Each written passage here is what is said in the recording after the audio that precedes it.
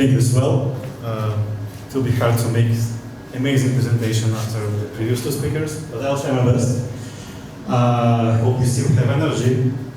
My topic is not that technical. It's more about the team management, about processes, about what's happening around the people and the knowledge that you accumulate personally and as an organization.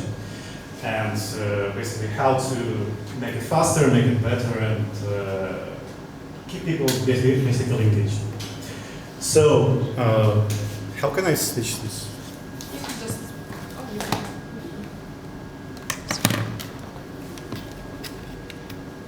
This one? Mm-hmm. Okay. No. So, quick words about the agenda, and just as a start, if you have any question in the middle, don't hesitate to interrupt me. It's okay. So I'll just make a short intro about who I am, why I'm here, what do I do right now, then the company that I'm working in right now, and what do I do there, and the gamification of learning. And then I'll explain exactly how it's happening in our company, making real examples so you can see and ask questions to see, do you understand it well, and see how it can be applied in your case. And of course, how is it possible that such thing can work, and what are the most meaningful factors that enable that.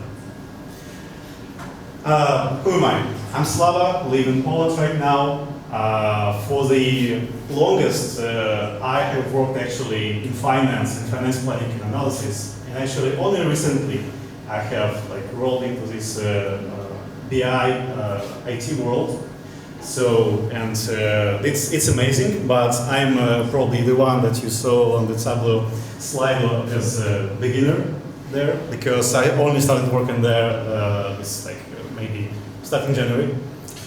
Apart from the work that I do, I go to gym, I go to mountains, I go to concerts, and we started doing bouldering lately. So, yeah, and that's my tech stack. Pretty amazing, I would say. That's, if you work in finance, Excel, unfortunately, for good or bad reason, it takes too much of the time. And I'm right now on the path to, let's say, to change that, but I can't forget. The company that I work in is called JLL. Can you tell me who knows JLL? Raise your hand. Not too much. To be honest, I didn't know about JLL, what this is about, before I joined JLL. So today probably I'll learn something new. And basically in JLL, we do the portfolio management and all the services associated with that. So it means you need to find a location, like a warehouse, office, build a new one, or a fit. And many companies actually use that. I was surprised that office life is not dead, and companies still want to build something. So, and since there are many clients that generate lots of data, and this provides a need for many data-related roles in the company to work with the data, to analyze the money spent, the events and projects, to analyze the efficiency and provide sometimes not only CBI solutions, but in general IT solutions to digitalize the experience of people. For example, you might have seen in some very advanced offices, or maybe they're not maybe they're normal right now, that you see the counters of people, how many people enter today. So this is example of data that is used to optimize the space, for example. And we also analyze that. And how Tableau and JLL are connected. Actually, this spring there was a Tableau conference in US where employee of JLL, Chris Westlake, won the Iron Fist competition. That's in Tableau world, as I learned, that's a very big thing. It's like winning a Grand Prix, and everybody knows that. So, and we also have a series of public dashboards about the design and the program. Actually, you can see there the words about Altruix Adventure. That's about the topic that I'm talking about. So, you'll be able to go and search for JLL in the Tableau public and look for yourself what it is about after the presentation. So, gamification. Can you tell me who likes playing games? Yeah. What does it give you? Why do you play that? Achievements. What? Achievements. Achievements. What else? Rest. Rest. Also, yeah, right. Do you like competing with others? Yeah. All right. So, well, these are all good questions, and probably everybody has their own motivation to play games. It's not like we're speaking today about something new. People who work in the learning and development area, they discovered pretty, I would say a long time ago in the current state that you can actually apply the designs and principles of the gaming into the education. So making the education more fun, make it more challenging, and effectively engage people to participate more actively in the learning activity, which by default may be not that much fun. So, like, all the answers that you gave are right, because as you play games, you normally progress. At the start, you have almost like no loot, you just, it's level 1, you have basic level of understanding of Tableau, like I do. But in some time, you evolve into another state where you have all of that. You have the achievements, as you said, the badges that you can share and show to others. If you play competitively, you can grow up on the leaderboard. And that's all the part of the games. So actually, in general case, it's almost the same. It's very similar because here these key concepts of providing the leaderboards, providing something that you can share as like a visual representation of achievement is what we have. So that's actually real images designed by our team to represent these levels. And system, like, it really works the way that game work. You have a path of development from level 1 to level something, and you have a set of criteria. So you have a set of things that you need to complete, like education, certification, challenges, including, for example, publishing something on Tableau public. That's award you points. And basically gaining points, if you have enough points, you level up. So very simple, very much the same. And that system works for many roles in the current data world. That's right now is focused around two things, two areas, Tableau and Alteryx. And Databricks is in progress right now in JLL. And essentially all these three things together, they cover the majority of the work that's different data roles can do. So that's BI development, that's data engineering, data science, and ML engineering, data analysis. And I mentioned something else here, that it's actually designed in a way that even in our world where we work with SQL, with BI, we have people who also like and do administrative job. For example, they need to write emails, they need to engage people, they need to invite them to meetings, they need to promote. Something like Alena was talking about, that you need to organize a session to promote your program. And you probably would like to feel good about that and recognized for your work. So actually that's also considered there in general, that such work is also a work point. And that's all the spectrum, let's say, of all the activities that you can complete. And you will be given points that will let you level up, so they are in the three simple categories. You learn and you get points. You pass on formal certifications and you get points.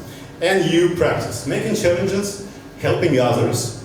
Also, making challenges means that you can think of any popular or unpopular internet resource where you can find some work to do in Tableau. One of the examples, like you have Makeover Monday, where you need to replicate somebody else's work. And if you do that and you submit it to the JLL like L&D team, you also get points. And probably you would think of, can I do the same activity over and over again and still get the points? The answer is yes. If you like doing challenges, do the challenges and you'll get points. If you like learning, invest your time into learning, you also get points. But all of that wouldn't work that well if the progress wouldn't be visualized. And I think this is one of the success criteria. You won't see anything on the leaderboard story. I made them blurry intentionally because I didn't ask those people if I can share their names. But you get the point that you have a system where it tells you where you are and where are other people. And you can check it out. It's public, it's open to any analyst. You can see for what day you granted points, for which kind of activity, when it started. That's so basically like a real leaderboard in any game. And just a quick example of what I was talking before about different paths and areas apart from Tableau. That's all the variety of criteria and paths that we have right now. And here I would say it's important, of course, to somehow visualize the progress. And here I would say it was important that you get that achievement that's in the game you see unlocked in Steam or in some other place, that you also awarded a badge that's sent to you over email, and which you can put on LinkedIn, for example, that you can put on your Krivdin account. Who does know Krivdin? Okay. Some people know. So basically it's a system to put there any formal achievements that you can get from completing certifications, completing courses on Coursera. So basically it's like a huge achievement logbook that you can create and put everything there. So it means it's shareable not only inside the organization, but also outside. So if you can like flex on other people saying, I'm doing amazing things and I'm awarded for that. And also there was, I would say, a very important thing here is an enabler is people, because it takes effort right now to maintain it for people who are willing to participate and are checking these submissions. As I was saying, for example, you complete a Tableau public dashboard, you send it, somebody needs to go and see that you did that and award you a point. So there is real people work behind that. There is a team that takes your submission that is sent through Microsoft form and says, congratulations, you awarded the point. When it started, of course, it was also a support of the leadership who were willing to say, okay, we can collectively spend time, money, resources on that. Things like Confluence and Microsoft Teams channels, they also make things easier. The only system that explains the rules of this game is stored in the Confluence. The submissions happen by email. Tableau, again, used to visualize the progress and to make the leaderboards both accessible to the participants and the management. So you can, if you're a manager, you can check like how are your analysts progressing there. If they were assigned to a program, like did they actually take part? Probably coming back to Edward's topic. Like did they really? Do we see numbers that in fact that they are submitting something? And yeah, and the community is really active on the Microsoft Teams channel dedicated to the quest. So not only about the completion something, but also about asking questions. If the instructions are a bit more complicated for some of the challenges, they like, share ideas and share questions about that. And I think that's all. So enjoy. Thank you.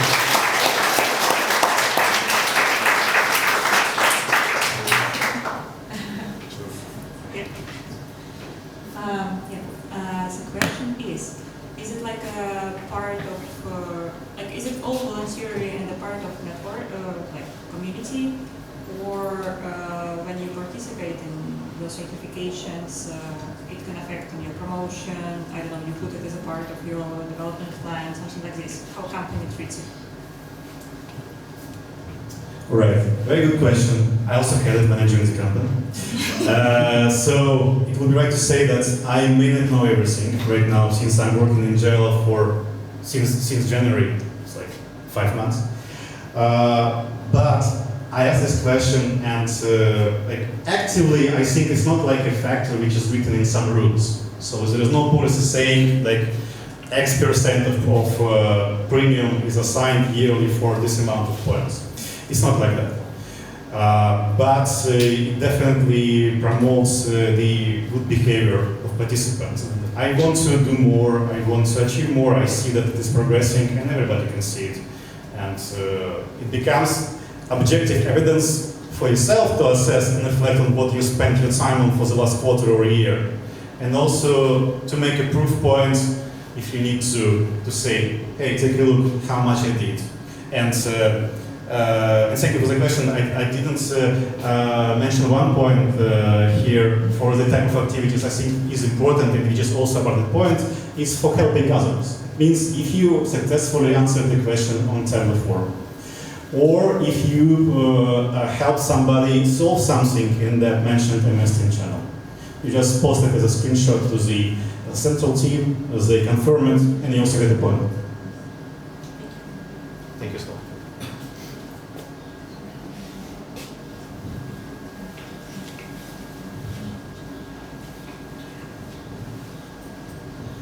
Thank you again.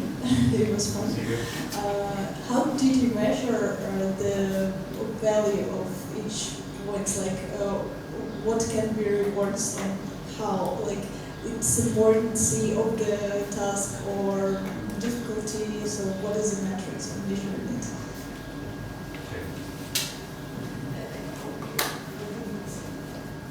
All right. No, I didn't speak about that. And that's a very good question.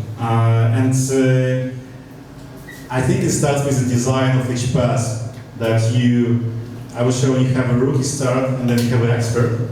For each, it's not like you have like 10 points and you level up. You also have some, you can get points, but in order to get from the first level to the second, you need to, for example, do two things. Pass the table fundamentals, learning course, and second, do at least one challenge, like choosing on your own. So it's in some way, it's not like direct answer to the questions about the value of each point, but my point is also specific, very specific criteria to go next level that probably somehow make a weighted decision that's on, let's say, when a certain person can go to the next level. Did I answer the question? So inside of these levels, you have the definite tasks, right? Or anybody can choose it? As you can see here, like it's not readable, but before each badge you see like blue lines. They mean necessary activities you need to complete. So on the leaderboard, you just farm points and you get above somebody else. In order to get the badge, you need to complete at least the specific items listed here. Sorry, I didn't see the inside. Yeah, and as you can see, it becomes more complex. And also, for example, you join a company, you already have your several certifications, maybe 2, 3, maybe all of them. So you will skip some levels there and immediately go on the third level, for example.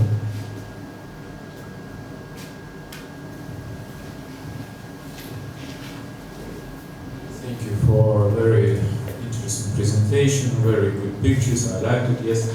But my question is, maybe I didn't get the point. What business task are you trying to solve? Do you lack people that are interested in education, in learning, and you need to gamify them?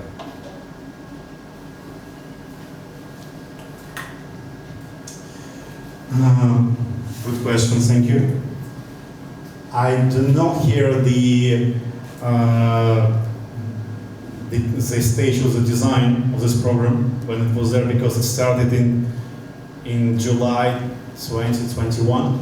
So it took some time to evolve into what we have right now. So I guess it's happened. So as I understand the question asking, what problem you're solving if you're investing time into that? What is the purpose? What is the outcome? I think that's a growing amount of different teams working on different accounts, clients of the company. That's to connect them better, to help them share the knowledge, to see they are doing the same stuff, and to standardize some of the activities that people do as well. But I cannot tell you for sure. Like I'm having a lot of speculations right now as I'm saying that. Main thing I would say,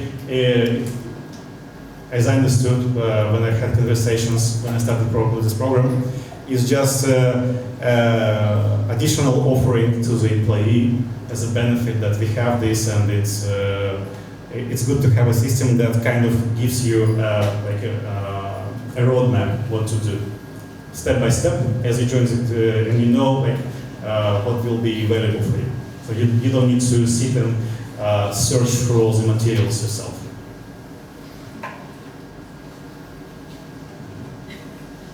Do you plan to maybe to publish it as a product? I don't know. I'll ask when I come back to work. I'll ask the leader for the EMEA region what are the thoughts. As I understand, the product is make it available for others, not only. For donors. Okay. I would like to join you. Okay. I'll tell them. So like, I probably need to put a sign up list after the. Here? Okay.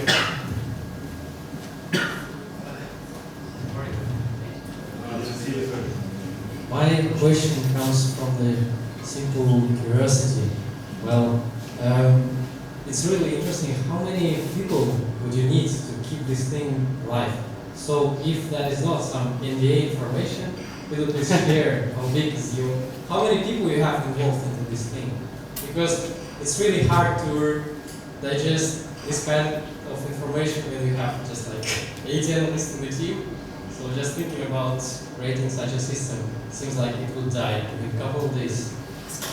Yeah. That's thanks. That's a challenge, and that's why on one of the last slides I mentioned that people is the biggest factor there. I would say I don't know if I'm sorry that I have lots of don't know answers to the questions today, but I don't want to lie or speculate too much. I would say that right now there is at least one person who actively manages processes and documents on Confluence. There are 3 leaders for each region, which is North America, all Americas, EMEA, and APAC. Then there are at least 3 different directors of the BI who sponsor that. Letting spend time and also letting spend money purchasing licenses and also stuff like that. And there are people who are reviewing the submissions. I think there are around 5 of them right now. But also you need to here to consider that there are lots of people who are working in this BI and data family in JLL. On a rough estimate, like it's like maybe 400, like 300, 400 people, like in different teams, something like that. I'll confirm this number after. But yeah, like, and I would say also answering like in more details your question that compared to an organization that has only like 8 analysts, it's harder to do. Here, like probably it was a situation that there was a critical mass of people who saw opportunity and wanted to volunteer to help. Like they probably enjoy that, and that helps make the system go.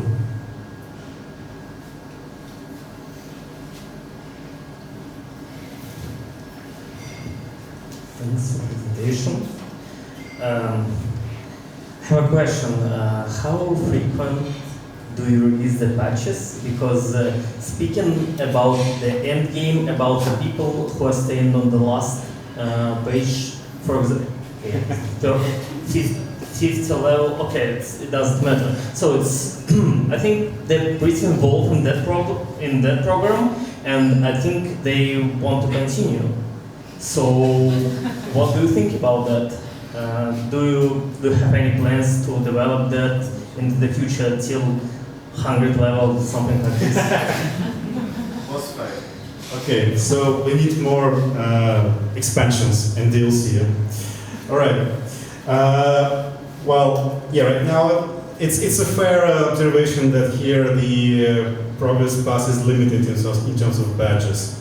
Right now, what is unlimited is leaderboard with points, but in terms of new game content, as I mentioned before, there is only a development path for the Databricks, which is being developed. So instead of creating new content for existing paths, we are working on another path, which is like makes it helps other players who were not able to play the game now, like data engineers and ML engineers. But yeah, good question. Well, probably when we release the DLC, I'll send it. Everybody know. Does it bring you some points participating here today? Actually, yes. As I think about it right now, yes. I think there was a point for that. And what is your page? What is your page? Badge? Your page. I'm still working to get the rookie. Like, no, seriously, like, it was a very hard start right now since January because I'm working on the new client which is onboarded, and they just closed first quarter, and there's actually lots of data wrangling and clean up right now than doing BI job right now. But like how it happens. Is it all? Okay. Thanks a lot.